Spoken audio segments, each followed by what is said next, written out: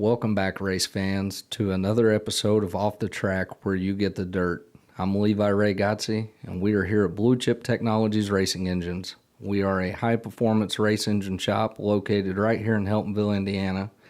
And today we have joining us on the show, David Godsey. Welcome, David. Thank you, Levi. Appreciate you coming over today and talking a little dirt racing. I appreciate you having me. We've been trying to get some of the Godseys in here and get their story on how they got their start. We've had Grandpa out, of course, and got his story on his career, and I was going to try to go through some of the uncles and cousins here in the next few months. So Right on.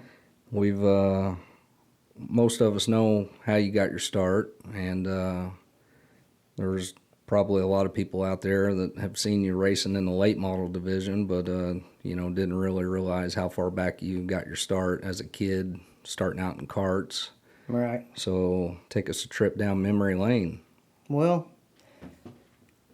a while back, when I was 16, I'd say 36 years ago, your dad got a no go-kart off of Bill Chapman, and he took me over to Indian Creek. It used to be a little go-kart track there around Bedford, and it wasn't the best go-kart, but, he was trying to do me a favor and get me involved in racing. And Now, are you talking about Dad? yeah, Okay. yeah, your dad, Right. Junior, Mm-hmm. Ray Godsey Jr., Right. whatever he goes by, Right. Denzel. Mm-hmm.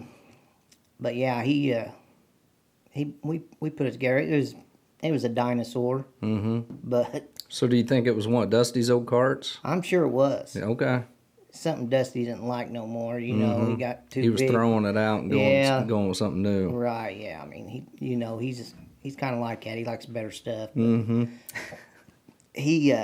I'm sure they rode it, him and Cully both, but it was probably a yard cart turned into a dirt cart. There you go. I mean, it was like 6 inches off the ground. I mean, it wasn't nothing low about it. Right. So it was a yard cart, and we took it down to Indian Creek, like I said, and it wasn't very good. The gesture was great, Mm-hmm. but the go-kart sucked. Yeah. So there was a guy down there, Bob Cummings. He lives here in Bedford. Mm-hmm. He had a daughter, Erica, that raced go-karts, and it was a pink cart with a number 21, and Bob said, hey, you want to try practice this? Because after the races was all over, you could stay in practice as long as you wanted back then. Right. And I said, yeah. So I got on that thing, and I was turning some pretty fast laps then. Faster than what the older guys was whenever they was racing. So Bob decided, hey, I'll put him let him drive it. Okay. So that was before they had weight rule in the go-karts. So you had a pretty good advantage. Well, I weighed about 80 pounds. Mm-hmm. Those guys weighed about 200, Right. 250, something in there. So we went down there, and it didn't matter if I started a lap down. I was killing them guys. Right. I mean, absolutely killing them. Having a blast. Oh, yeah, because, I was way lighter. You were half the weight, Yeah. probably. And Bob just kept trying to make the cart faster. Mm-hmm. We was running nitrous, and we was running all kinds of stuff that we probably shouldn't have been running. Mm-hmm. I didn't care. Right. I was winning. Yeah. And so how long did you guys do that? That was probably a year or so. Mm-hmm. And then I didn't have nothing else till me and Brad Endress, we got a 2-stroke Yamaha. Yeah. We bought off of some guy named Strunk, I think. We went in on it together.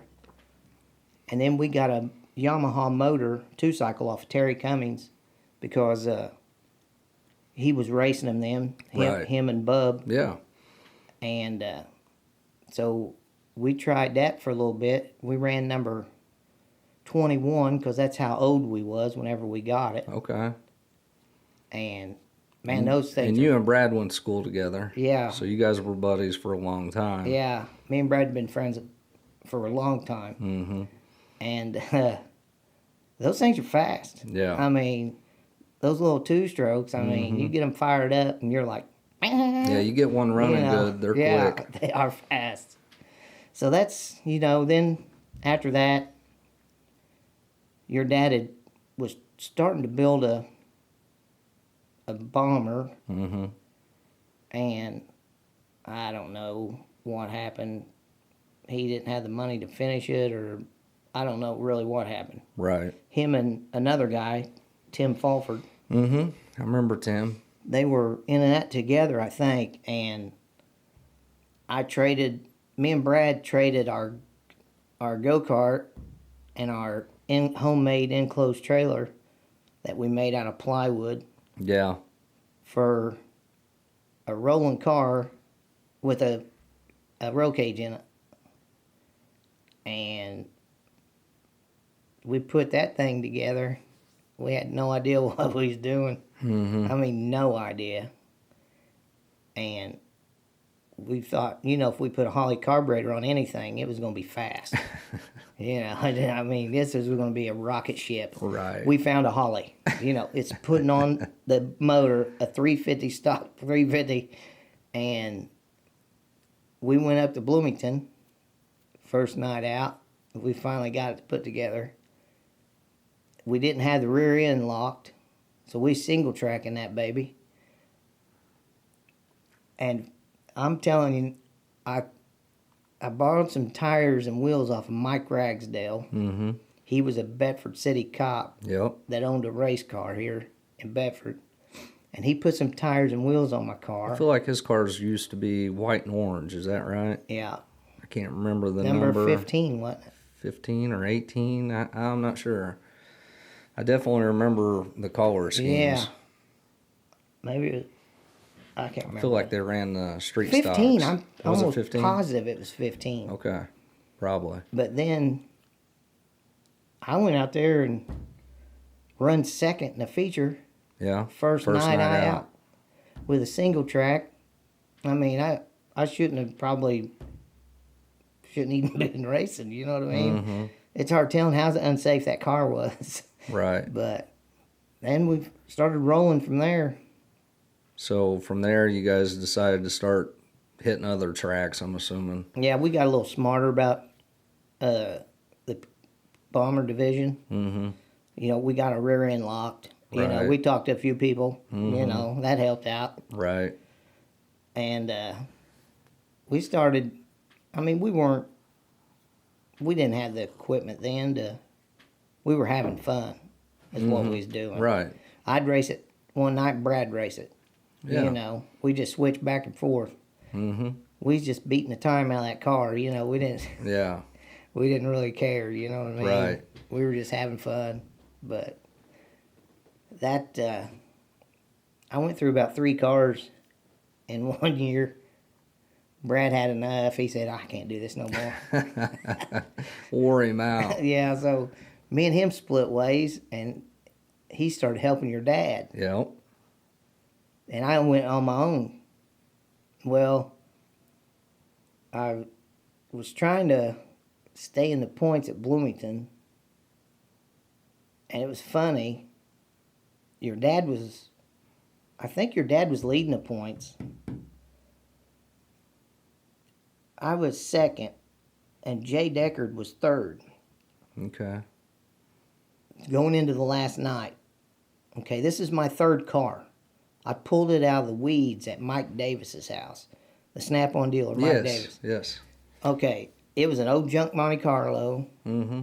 and I was just trying to. I mean, that's the ambition I had when I first started. I didn't care. Yeah. I was getting another car. Right. I mean, I didn't have no money, no house, no nothing. Mm-hmm. But I had a race car. Right. That was all that mattered. And I drug it out, took it up there, and the stinking belt flew off of it. So I had to pull off. Mm-hmm. So Jay Deckard ended up winning the points. Your dad ended up second. Yeah. I was third. Mm. I was like, man, that sucks. All because of a $15 fan belt. Right. I couldn't steer it. It didn't have no power steering, nothing, you know. Right. But, Been there, done that. yeah, that was that story. Yeah. So you guys, you and Dad went on to race for several years there in the Bomber Division against one another. You guys have any good battles or? Oh yeah, yeah, we had some, but they always never turn out very good. Somebody's always mad, so Yeah. you know, we'll just let that go. Right. Well, you ran the Bombers for I'm not sure how many I don't years. even know. I mean, when I was a kid, I remember you having one, and then seems like you kind of jumped around a little bit throughout the divisions. I know you ran late models and feel like you had modified. I ain't sure if you ever had a street stock. No, I never had a street stock. And see, your dad ended up driving for me. Yeah. I built a nice bomber, Mm-hmm. and he ended up driving it for me, and we won some races. Of course, that was after we'd been fighting and everything else, you know, before racing against each other. Right. So then, you know, if you offer up a car to somebody, they automatically like you again. Yeah. It don't matter what the damage was. Right. Right. That's just how it is. Right. Oh, you gonna give me a car? Yeah, we're buddies. Yeah, you're my brother again. You know. Yeah. Yeah, but So how'd that go? that was all right. Worked out pretty good. Yeah, we end up. Well, I ended up having to sell everything because. Long story. Yes. Yeah. Too long. Okay. Well, so, you know, you ran Bloomington, Brownstown, probably Paragon. And we ran a lot at Lagodi. and Scottsburg. Okay. I wouldn't. They used to race a lot at Scottsburg. You know, I don't really remember going there much as a kid, but I definitely remember a lot of trips down to Boggs. Or, not Boggs, that was the go-kart track. But what did they call Lagodi? That's it. It was just Lagodi Speedway? Yeah. I felt like it had something. Look at the Just no. Lagodi Fairgrounds, right? Yeah. Yeah. That was a lot of good memories down there. I know I drove down there when I was young, but I'm you not had sure to watch how it. it was. But You had to watch it when you was down there because they hated the Godseys. oh yeah, I mean, absolutely hated us. right. I don't know why, but Yeah, I remember being there pretty young, and a lot of people, of course, seemed pretty wild when you're young and you're hearing people cursing and throwing stuff on the track. And, beer bottles. yeah, it wasn't nothing to see a beer bottle get slung out on the track at a car. Yeah, I had a few in my car one night. Yeah. Yeah, they were just landing them right inside. I mean, I was on the front stretch. I couldn't go nowhere. I was wrecked, so Right. you know, I just had to sit there and take it. Yeah. I finally got out of the car, and of course, I said a few choice words to them, and Yeah. you know, threw over the fence, and you know, because that's just the way I am. But Right. you know, it all passed. So where did you guys find yourself most of the time, though? Brownstown, probably? Yeah. So, Back then, it was flat, pretty Yeah, much. Not right. much banking in the corner. Had an iron guardrail down the back stretch yep, I remember that. with an opening about 6 foot wide. You could get through, come off the back stretch. You could pull right off the track. That's right. Yep. I definitely recall that.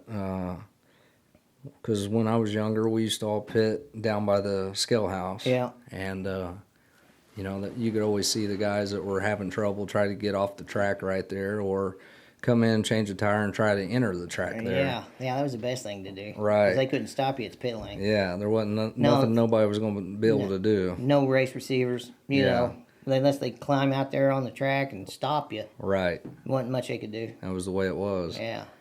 And I specifically remember one night whenever you took a pretty bad spill out there on the backstretch. Yeah, it happens. Let's hear that story. Well, that was early in the racing career. Mm-hmm. That might have been one of those 3 cars you were mentioning earlier. It is. Yeah. It was one of them. Mm-hmm. The second one, actually. And because the first one, it was really nice. I mean, it was a 68 Chevelle, small body. And I took the wall out at North Vernon to kill it, you know. And then I built this next one. It was mine. The first one was Brad's. Mine and Brad's. Right. That's when we split up. He was like, that's too expensive. this guy can't drive. I mean, it's going to cost me a fortune, you know. But the second one was mine. Uh-huh. And, yeah, I'm leading the feature. And, like, second lap, I spun out in front of the whole field coming off of 2. Everybody on the track hit me. I mean, it knocked the fuel cell out. It knocked me out. Mm-hmm. I mean, there was carnage laying everywhere. Yeah. And then when it was on the track, spewing fuel, and here come a car, Troy Davis, in his green 13. Yep. That thing was backfiring. And he come right beside my car, and I just knew, I was awake by then. I just knew I was going to blow up. Yeah, you know, thought you was going to light up on fire, didn't I was like, oh, this is it. I can't get out. But, yeah. Well, Troy, he was pretty young then. Yeah, yeah. I don't even know how old he would have been, but because I know that was when I was really young. I remember watching that wreck on, of course, it was VHS, yeah, VCR players and VHS, and probably watched it so much the film about wore out on it. But that was definitely a bad wreck. Yeah, I liked it. Yeah, I really did. It's probably the worst one you've ever had. It is. I figured it was. I mean, the ones that you know, that you do have that are that bad, you don't forget, and I'm sure, you know, you don't mess up what line of number that was, you know. Well, that was, you realize you don't spin out in front of the field. Yeah. Do not do it. I don't care what happens. Do not spin out in front of the field. Well, it's definitely something everybody tries to avoid, but it does happen every once in a while. Yes. Most of the time, guys are fortunate enough that most guys can miss them. Right. Of course, if it's, you know, possible, but it seems like that last car. Yeah, we're more advanced today than I think we was back then. Yeah. Well, a lot of stuff's changed as far as I mean, that's just cars. 30 years ago. Yeah, it's been a minute. Yeah. I'm a little older. Mm-hmm. I mean, yeah. So, you know, you're racing throughout your, I guess, 30s, and then I'm trying to think of what point you get into the late model stuff. Now, I 40s? Yeah, You stepped out of it for a little while. Yeah, I quit for 10, 11 years. Yeah. I didn't go to a race. I didn't look at it. Mm-hmm. Nothing. Yeah. Because once you go back, you're going to build a car. Mm-hmm. So, like it was a while. And then I went in 05. I had I guess you call him, I don't know, I think of him as a stepson. I had him running go-karts. And he was getting Daniel. Yeah, mm-hmm. he was good, mm-hmm. and he was fast. I mean, he was an automatic driver. You know what I mean? Mm-hmm. And I mean, I was spending money on it because I knew he had it, Right. you know. So, because my other kids didn't want to do it. They was into sports, whatever, you know. But Daniel, he wanted to do it. Yeah. So, you know. Give him a shot. Yeah. I mean, so we done that for a little bit. Well, then, of course, I took him to Brownstown. It's a big mistake. Okay. Or for either one of us to be there, at that matter, you know, because I was watching it and I was like, man, you know, Need to build a about car. the second or third time, I was like, All right. I got to buy a car. Yeah. Yeah. So I bought a car. I bought one off of Steven. And I was putting it together. Well, me and Daniel's mom got split up. Well, then, of course, when that happens, you lose contact with the kids. Right. You know. So I finished the car, and I drove it myself. Well, that was 06. First night out in it, I run second at Brownstown.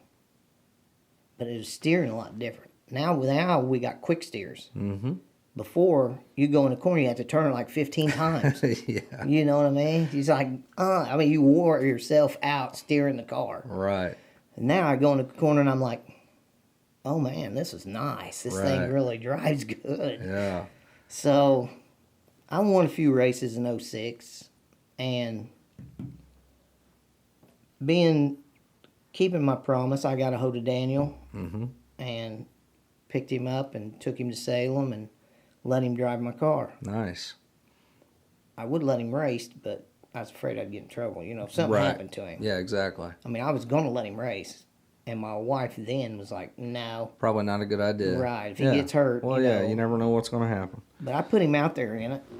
And I'm telling you, dude, that kid needs a race car. Yeah. He does. Right. But anyway. So that's the only time I ever seen him after that. So then I raced it until I raced it in 07. Now, I'm thinking that at some point in that time frame, you were doing pretty good in it. Well, 06, I think I won maybe 12 to 14 races in 06. But 07, I've got it figured out by then, you know. Yeah. And that was a real good season. Yeah. 22 feature wins. Yeah. In 07. Which is pretty tough to do. Yeah. So. Especially whenever you probably only ran 30 shows. I mean. Yeah, I ran Friday and Saturday every weekend. So. Yeah, I don't know how many I ran. I gotcha. But my winning percentage was really good. Right. I mean, it was good. Mm-hmm. But, so then Britton, he wanted to drive. Yeah. So I said, I tell you what, I'll let you drive this car all next year, 08. I said, I won't even drive it. I said, you drive it. So I put a new aluminum body and everything on it, and of course I change numbers every 2 weeks, so yeah. I put 95 on it. Okay. But usually most of them add up to 14, whatever I got on there. So, right. Britton, he drove it. I mean, he done all right. He couldn't. The tires are too narrow. So whenever he was on the gas, you know, he thought he was on the gas, and I'm like, dude, you're not in the gas. Because I know what the car does. So then when he did get in the gas, he was sideways all the way down the front stretch. It's like, wow. And I'm like, well, he's in the gas. You know, I can't say he's not in the gas, but it's not the right time. Right. You know, you got to be a little finesse. But this is his first year behind the wheel. Yeah, he drove and it. he never ran karts. No, he never ran nothing. Right. And he drove it a couple times, 3 times, and he decided, he didn't like that. You know, he didn't want that. and he was wanting me to build him a Hornet. Yeah. And I was like, Britton, I am not building you a Hornet. Because I drove one. Mm-hmm. And if you got one that, if you don't know what you're doing, Yeah. I mean, I'm sure Gregory's drives pretty good. Right. But the one I drove, Yeah. that thing about killed me. I mean, it about wore me out. Right. 50 laps, I was dying. You know what I mean? 50. Yeah, I was in an enduro race. I was just Wow. glad the belt come off at 50. Because when I got out of the thing, Yeah. I was bruised all up and down both sides because I didn't fit in it, of course. Mm-hmm. I mean, there's not very many cars I can go to the racetrack and just get in, Right. you know, and I fit. Never happens. Mm-hmm. So, yeah, that was about it. So, then,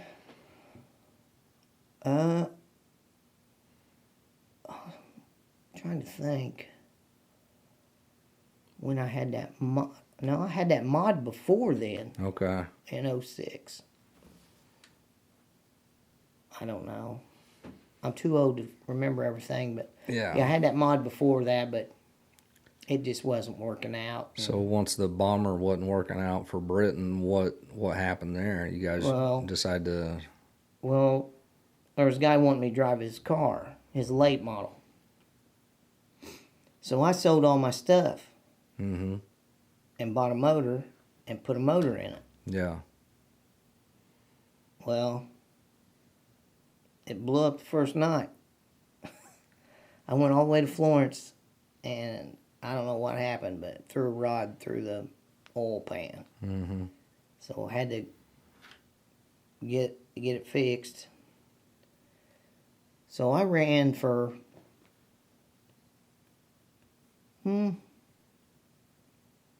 I don't know what year it was. It was after 09, so maybe 11. I don't know, 11 or 12. I had to have back surgery. And so I put Britain in it. Yeah. I was like, there you go. I Yeah. said, now, you wanted to do it. Here's your shot. Mm-hmm.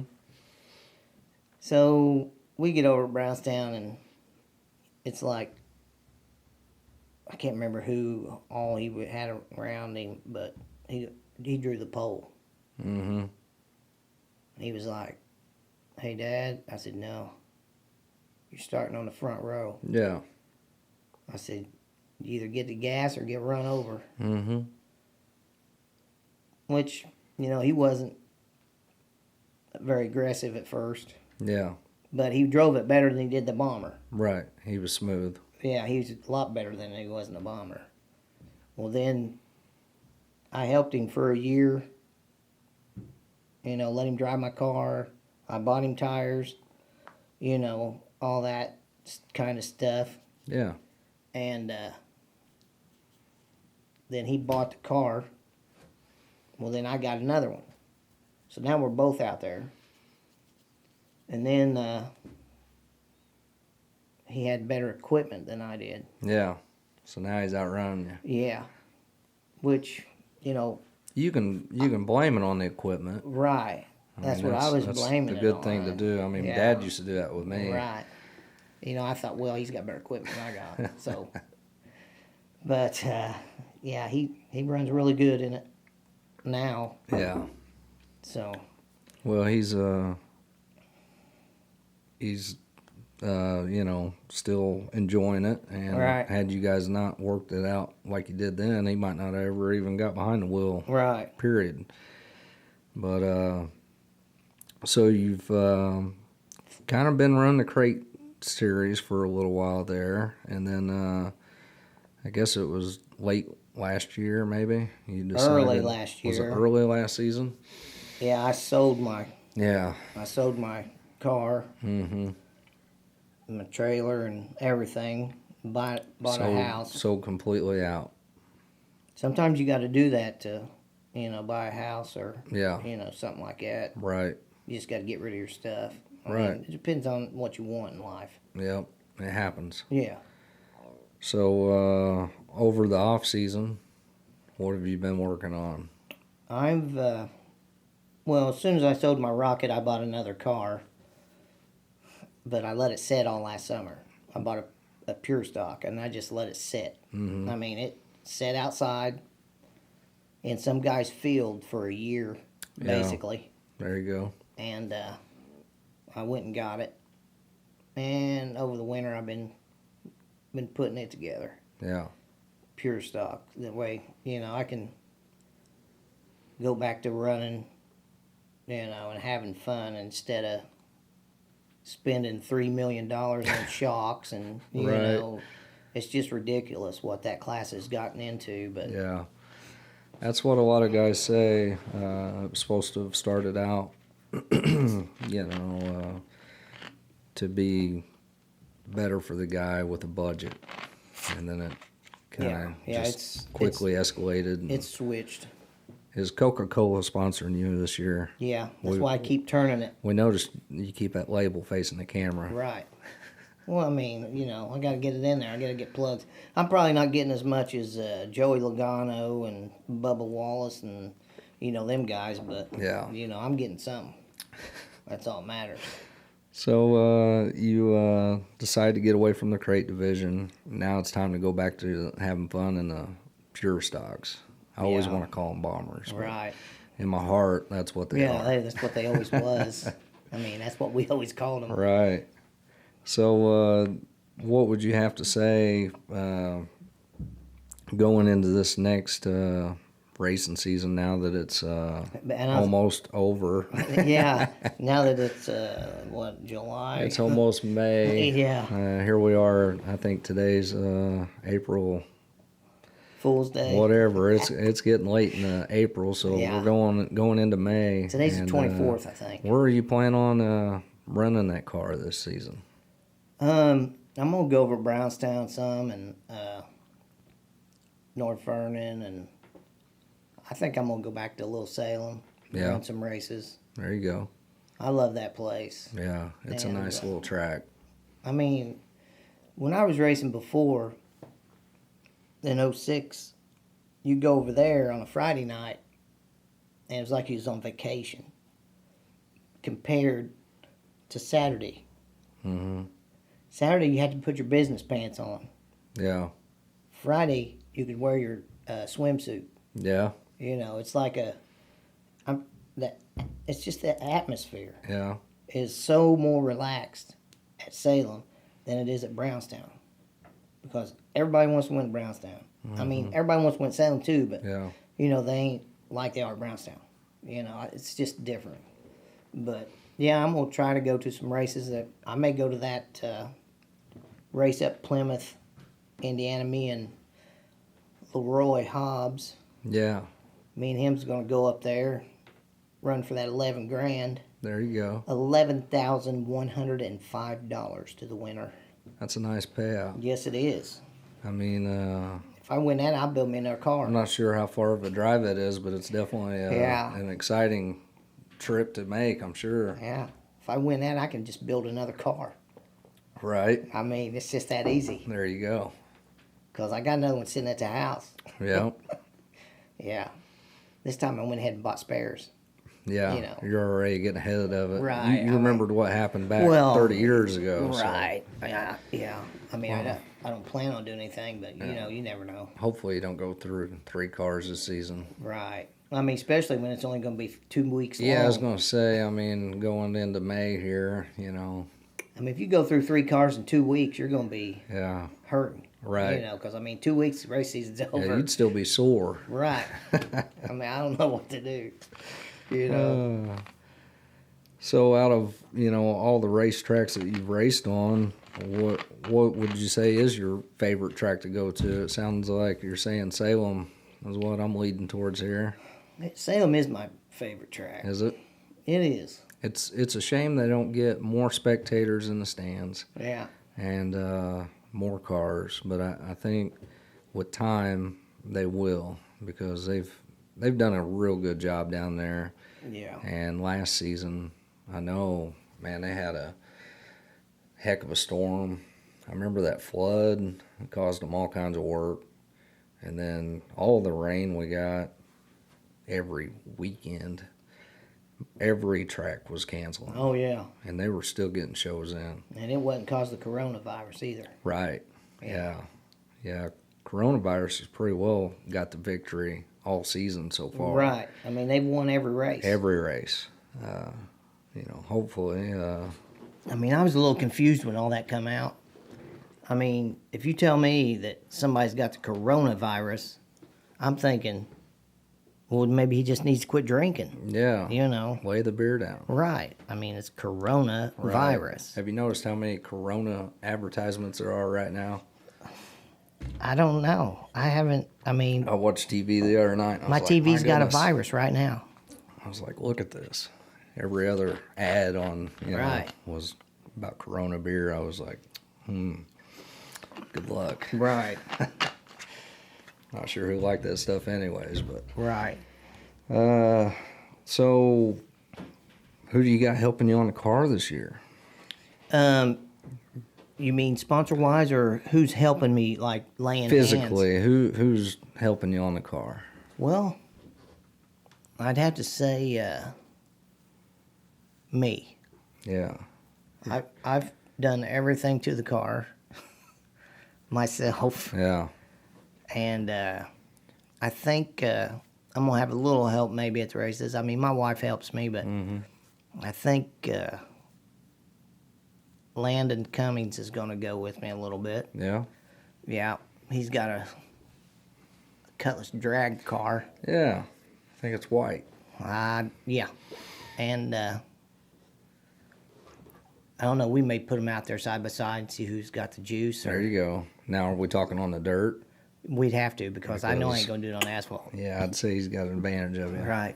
There. But yeah, basically, I like to do everything myself. I mean, I understand that. I'm weird like that. But it don't never hurt to have a little hand at the racetrack. Right. Which, usually it's just me and my wife. Gina loves racing, and Yep. she don't care what I spend on the car as long as I can still pay the bills. Yep. So that's always good, have somebody like that.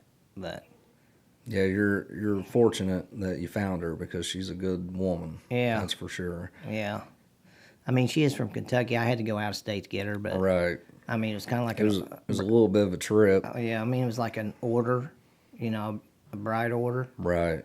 But she ended up in Ellettsville, so that's where I met her at. I don't know if the stork dropped her off, helicopter. I mean, I don't know, but Yeah.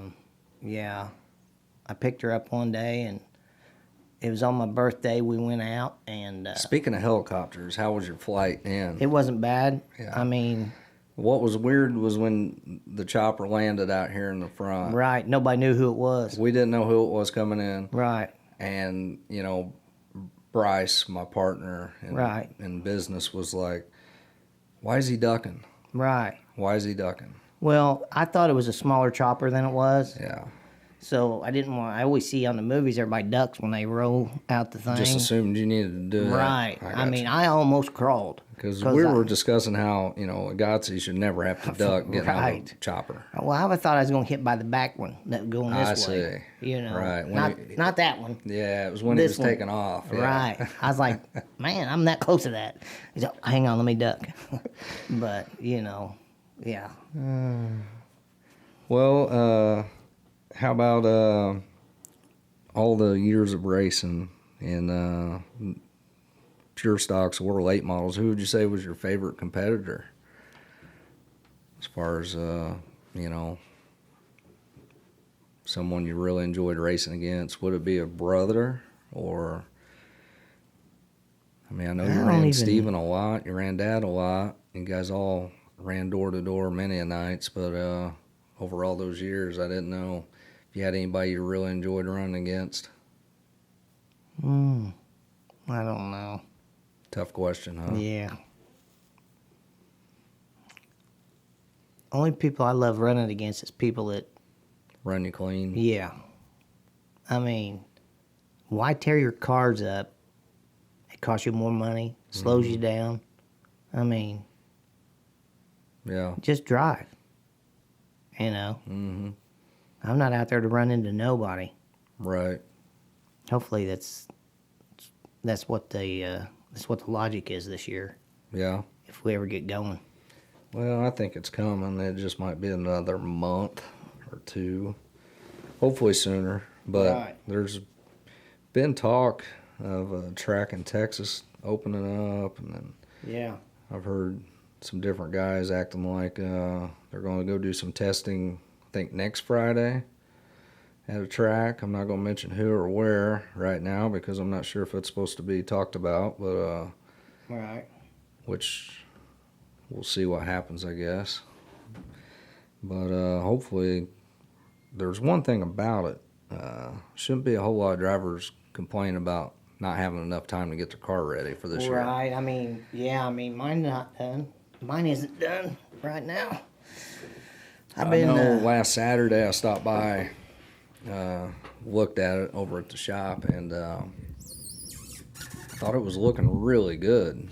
But it definitely looked like you still had a little bit of work to go. Yeah, that's one of the disadvantages of doing it by yourself. Yeah. And you have to. But I will say, it's looking sharp. It is going to be a really great looking pure stock. Thank you. But I've been I've been helping Greg Kendall a little bit. He's going to go back racing this year, and I went down and was putting his rocket together. Yeah. For him and trying to get it ready to go, and he's getting close. Yeah. Sounds like. I've seen Nicholas got his car wrapped. Yeah. Yeah. Looks good. Yeah, we're real close. I mean, it runs and got all the tires ready, and I just got to do a few things to it, and he'll be ready to go. Yeah. He's excited about getting back into it, so. Well, yeah, I need to get Kendall in here because, he's been doing it for years off and on, and I'm not sure what his plans are for this season, but sounds like he might be playing with two cars, huh? Yeah, he'd ordered a new street stock off of this guy they call Gum, Rick Gum. Yeah. Yeah, him, and he hasn't. I don't think he's got it yet. It was supposed to be done a few weeks ago or something, but I don't know what the deal is. But anyway, yeah, he's going to have a street stock and a crate. Well, I'm sure it'd be a good one. Yeah. I mean, there's one thing about it. Rick's got things figured out. He does. He does have them figured out. Well, yeah, hopefully Greg has a good season and both cars. Yeah. And hopefully you got a good season coming for you for this season. So as far as... hopefully, I heard that Rick wasn't going to race this year, but yeah, I hope he does. I mean... Yeah, you're not the only one I've heard say that. I think people enjoy having someone that runs so well to try to beat.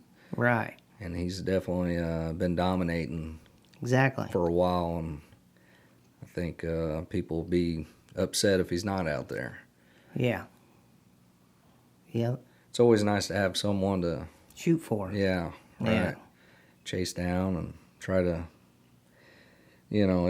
it's one of them deals where, yeah, nobody wants to see the same person win every weekend, but if they are, then clearly everybody's got a little homework to do. Exactly. They used to.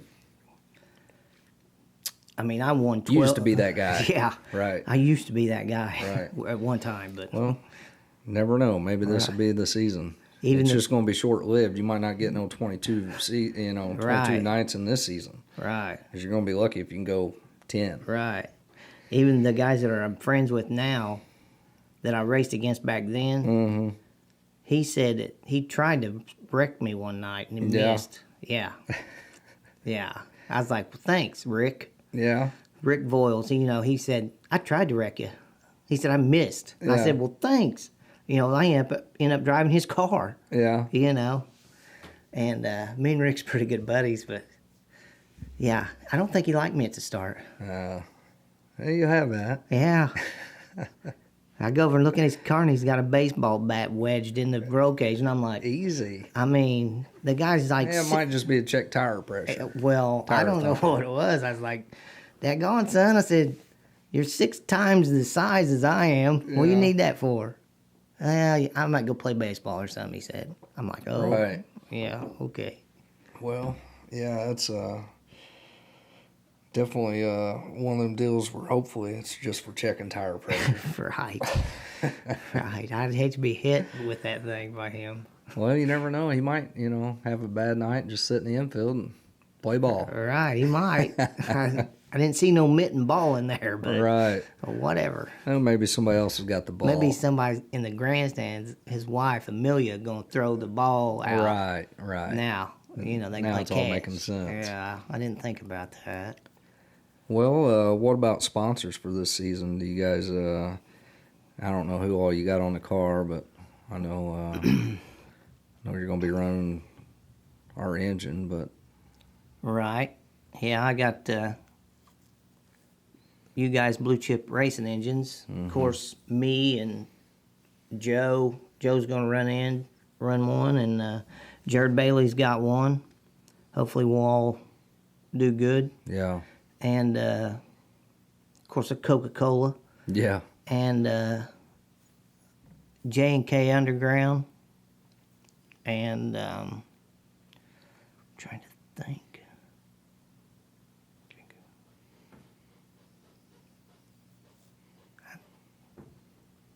Thinking that's about Yeah. the extent of it. Yeah. Well, I just hope Coca-Cola isn't that big on there. I mean, if they're not hooking you up quite Well, as I mean, good as yeah, they are. right. I mean, it ain't that big on their cars. Right. I mean, Is it going to be about that size? probably. I'll probably put it right there. I'm just going to cut this label off right here. Just And, adhesive it on to the side. yeah, and just, kind of lick it and stick it, Right. But, no, I mean, Yeah.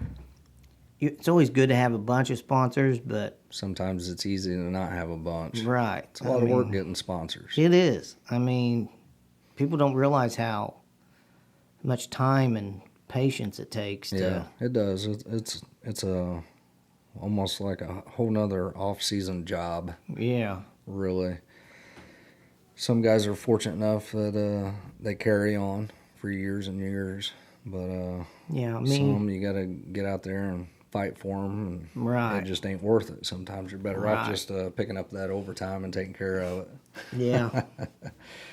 Well, is there anybody you want to give any thanks to before we get off here? No, thanks for you and Bryce Yeah, for, supplying me a power plant right. and a garage and a job. Yeah. So I appreciate that. Well, And I thanks appreciate that. to my wife for not complaining about all the money I spent Yeah, on the race car. and she's always been good about that. I mean, I have been working in the yard a lot, so Yeah, trying to yeah, get ahead of the yard work Yeah. before the season starts. yeah. Well, again, I appreciate you coming on the show, Yeah. and we're going to wrap this up. All right. Thanks for tuning in for another episode of Off the Track. Make sure you tune in next week. We got a pretty good guest coming on the show, and if there's anybody out there that'd like to come on the show, just reach out to me. If you have not already, please be sure and like us on Facebook. You can also check us out on bluechiptech.net. And if you have any race and engine needs, just give us a call at 1-812-807-7050. Thank you. Have a good night.